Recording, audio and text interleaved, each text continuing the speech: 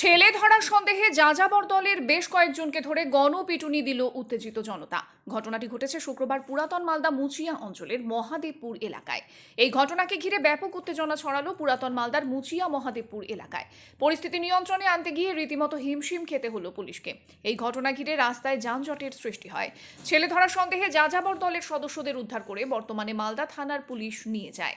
ঘটনার তদন্ত শুরু করেছে মালদা থানার পুলিশ।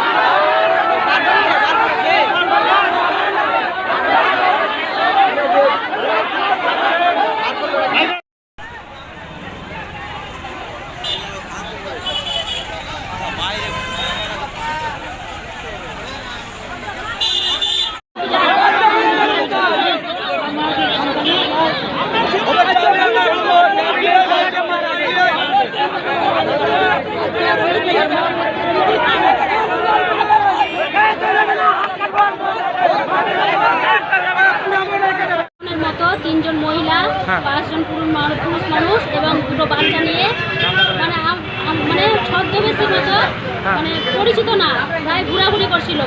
এরা ব্যাংক থেকে আমাদের মহাদেবপুরের পিছনে মাঠে ঘোরাঘুরি ছিল। সন্দেহজনকভাবে সবাইকে আটকে রাখা হয়েছিল ক্লাবে এবং এখন পুলিশের হাতে তুলে দেওয়া হলো। আইনিভাবে ব্যবস্থা নেওয়া হলো।